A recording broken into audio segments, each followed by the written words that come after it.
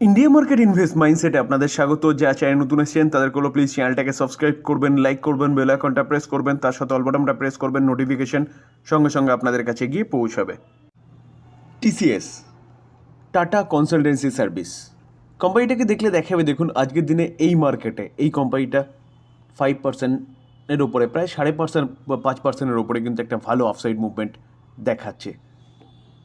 Sir আজকে যদি নিফটিকে দেখেন, নিফটিকে দেখলে দেখাবে নিফটি তেমন একটা গিরাবাট দেখায়নি, কিন্তু পোর্টফোলিও প্রতি কটা মানুষের ইন্ডিভিজুয়ালি পোর্টফোলিও কিন্তু ব্যাপক একটা গিরাবাট দেখিয়েছে।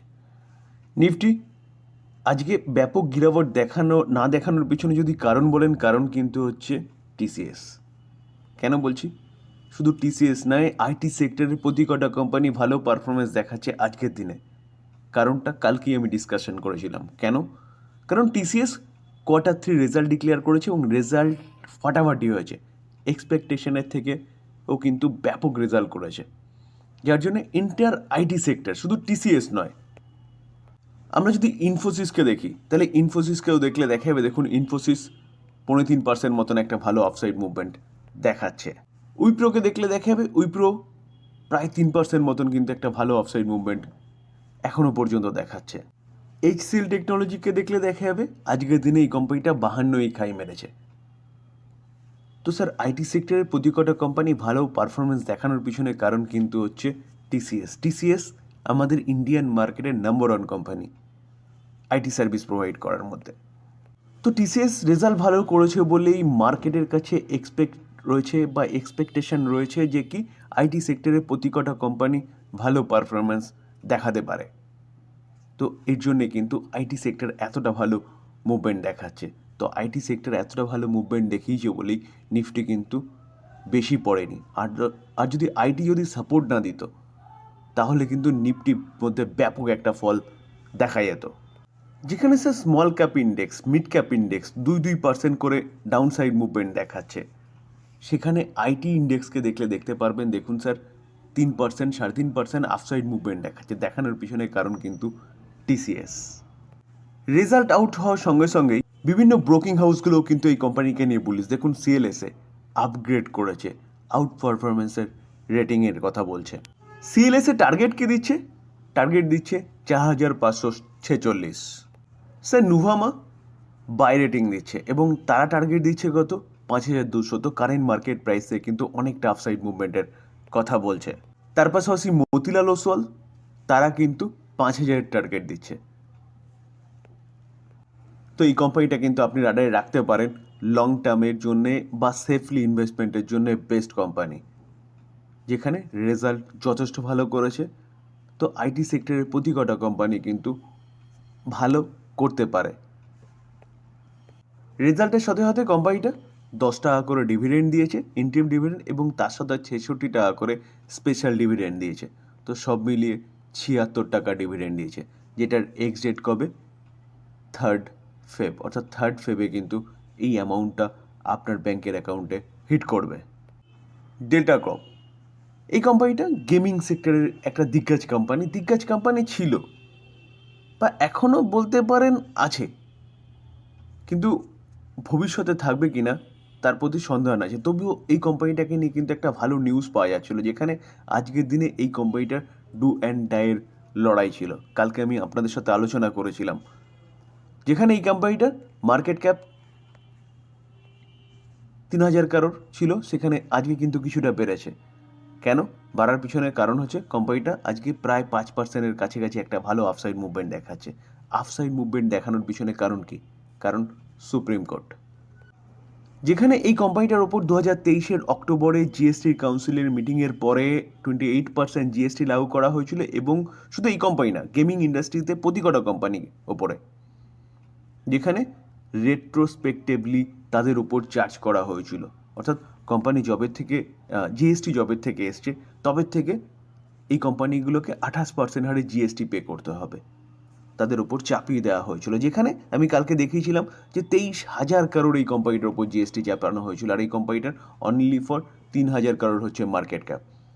তো এই কোম্পানিটা বিক্রি করে দিলেও কিন্তু জিএসটি পে করতে পারবে না এই কোম্পানিটা, যেটা গভর্নমেন্ট চাপিয়েছে রেট্রোস্পেক্টিভলি।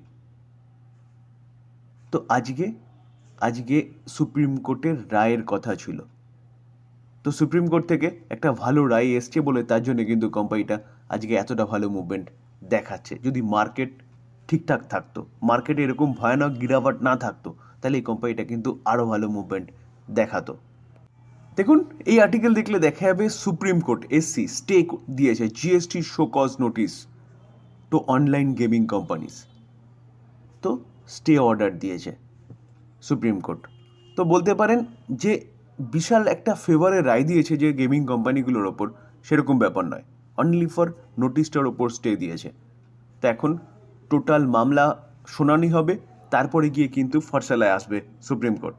তো এই জায়গায় দাঁড়িয়ে কিন্তু এই গেমিং কোম্পানিগুলো কিছুটা রাহাত পেয়েছে বলতে পারেন।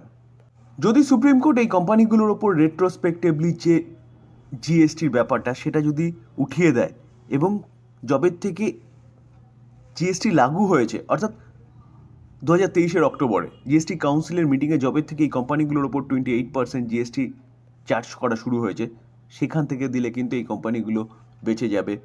তো এই কোম্পানিগুলো আপনি রাডারে রাখতে পারেন। যদি সুপ্রিম কোর্ট এই ডিসিশান দেয়, তাহলে কিন্তু এই কোম্পানিগুলো ভালো ধামাকা করতে পারে, এবং এই কোম্পানিগুলোর বিজনেস কিন্তু future oriented business. IREDA, Indian renewable energy development agency limited, কোম্পানিটা আজকের দিনে দেখলে দেখা যায় 6% মতন পড়েছে। তো পড়ার পিছনে কারণ কি? দেখুন, এই কোম্পানিটার পড়ার পিছনে যদি কারণ খুঁজেন, তাহলে কারণ ইন্ডিভিজুয়ালি কিচ্ছু নেই। মার্কেটের প্রেশার, মার্কেট নিচে নামছে, small cap index, mid cap index নিচে নামছে, এই কোম্পানিটার মধ্যেও প্রফিট বুকিং দেখা গেছে, যেখানে এই কোম্পানিটার গতকালকে লেট নাইটের দিকে রেজাল্ট ডিক্লেয়ার করেছিল। রেজাল্টটা নিয়ে আমি আলোচনা করেছিলাম, কারণ যেহেতু লেট নাইটে ছিল তাই জন্যে অনেকে কেউ দেখতে পারেনি। চলুন একটু আমরা ওভারভিউটা দেখে নিই, যেখানে রেজাল্ট কিন্তু যথেষ্ট ভালো করেছিল। আমরা ডিসেম্বর, সেপ্টেম্বর আগের কোয়ার্টার এবং 1 বছর আগের ডিসেম্বর 2023 ডিসেম্বর কোয়ার্টার দেখব, যেখানে রেভিনিউ 1 বছর আগে দেখলে দেখা যাবে যে কত 1253, সেটা আগের কোয়ার্টারে 1630, এটা 1698। তো ইয়ারলি কোয়ার্টারলি কোম্পানির যে ইনকাম সেটা কিন্তু বেড়েছে। তো আমরা যদি নেট প্রফিট দেখি, অর্থাৎ সব রকম খরচা অ্যাডজাস্টমেন্ট সব কিছু বাদ দিয়ে দেখলে দেখা যাবে 336 1 বছর আগে, আগের কোয়ার্টারে 388, এই কোয়ার্টারে 425। তো ইয়ারলি কোয়ার্টারলি কোম্পানি প্রফিট যেটা সেটাও কিন্তু যথেষ্ট ভালো করেছে। তো সেই জায়গায় দাঁড়িয়ে রেজাল্ট ফাটাফাটি ছিল বলতে পারেন। দেখলে দেখা যাবে net profit year on year basis 27% jump করেছিল এবং 37% রেভিনিউ জাম্প করেছিল। তাও দেখলে দেখা যাবে কোম্পানিটা 5% 5.5% ডাউনে নেমেছে। তো স্যার, যার জন্যই বললাম নামার পিছনে, এই কোম্পানিটা নামার পিছনে কোনো কারণ নেই। যেটা রেজাল্ট ডিক্লেয়ার করেছিল, রেজাল্ট যথেষ্ট ভালো হয়েছিল। তো লং টার্মের জন্য কিন্তু এই কোম্পানিটা আপনি চিন্তা ভাবনা করতে পারেন, রাডারে রাখতে পারেন। অনেকটা নিচে এসছে, এখান থেকে যদি আরও নিচে আসে তাহলে কিছু কিছু করে কিন্তু বাই করতে পারেন। কারণ স্যার, কোম্পানি বিজনেস কী করে? কোম্পানি কিন্তু ফিউচার ওরিয়েন্টেড বিজনেস করে, যেখানে রিনিউয়েবল সেক্টরে এই কোম্পানিটা বিজনেস করে এবং বিজনেসের গ্রোথ রয়েছে। জাস্ট শুরু বলতে পারেন এই কোম্পানির বিজনেসের, যেখানে গভর্নমেন্ট যা লক্ষ্যমাত্রা রেখেছে সেই লক্ষ্যমাত্রায় পৌঁছতে গেলে কিন্তু এই কোম্পানিটাকেও ব্যাপক কাজ করতে হবে। তো নিচে এসছে মানে ঘাবড়ানোর কিছু নেই স্যার। মার্কেটে একটা প্রফিট বুকিং দেখা যাচ্ছে, ফেয়ার দেখা যাচ্ছে। আগের ভিডিওতে আলোচনা করেছিলাম, কালকেও আলোচনা করেছিলাম কেন কোম্পানিগুলো নিচে নামছে। তো কোম্পানিগুলো, যেই কোম্পানিগুলোর ইন্ডিভিজুয়ালি নিচে নামার জন্য কোনো কারণে অর্থাৎ কোনো ফল্ট নেই, সেই কোম্পানিগুলো রাডারে রাখতে পারেন এবং কিছু কিছু করে কিন্তু বাই করতে পারেন। তবে ডিসক্লেমার দিয়ে রাখি, কোনো বাই রেকমেন্ডেশন নয়।